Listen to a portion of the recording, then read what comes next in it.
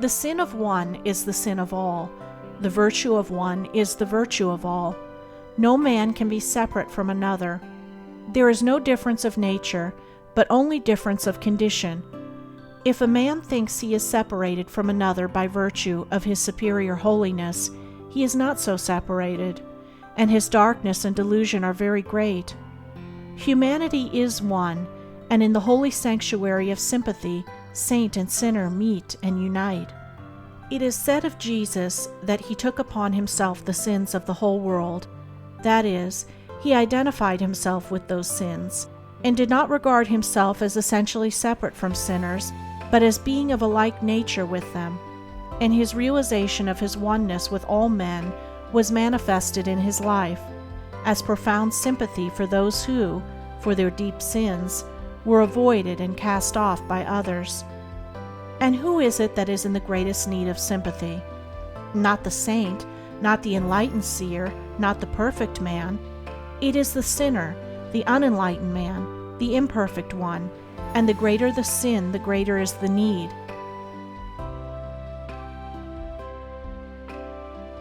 I came not to call the righteousness, but sinners to repentance, is the statement of one who has comprehended all human needs.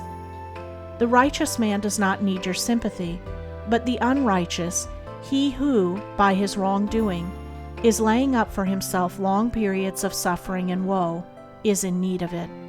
The flagrantly unrighteous man is condemned, despised, and avoided by those who are living in a similar condition to himself, though for the time being they may not be subject to his particular form of sin, for that withholding of sympathy and that mutual condemnation which are so rife is the commonest manifestation of that lack of understanding in which all sin takes its rise.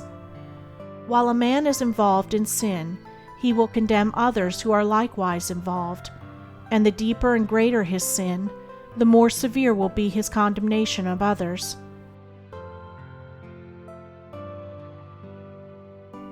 It is only when a man begins to sorrow for his sin, and so to rise above it, and into the clearer light of purity and understanding, that he ceases from condemning others, and learns to sympathize with them. But this ceaseless condemnation of each other, by those who are involved in the fierce play of the passions, must needs be, for it is one of the modes of operation of the great law which universally and eternally obtains, and the unrighteous one, who falls under the condemnation of his fellows, will the more rapidly reach a higher and nobler condition of heart and life, if he humbly accepts the censure of others as the effect of his own sin, and resolves henceforward to refrain from all condemnation of others. The truly good and wise man condemns none. Having put away all blind passion and selfishness, he lives in the calm regions of love and peace, and understands all modes of sin, with their consequent sufferings and sorrows.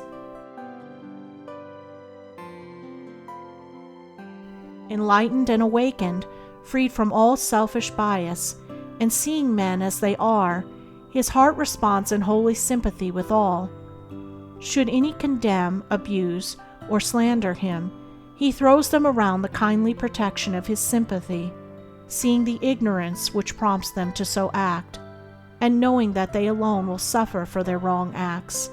Learn, by self-conquest and the acquisition of wisdom, to love him whom you now condemn, to sympathize with those who condemn you. Turn your eyes away from their condemnation and search your own heart, to find perchance some hard, unkind, or wrong thoughts, which when discovered and understood, you will condemn yourself.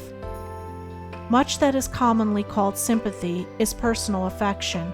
To love them who love us is human bias and inclination, but to love them who do not love us is divine sympathy.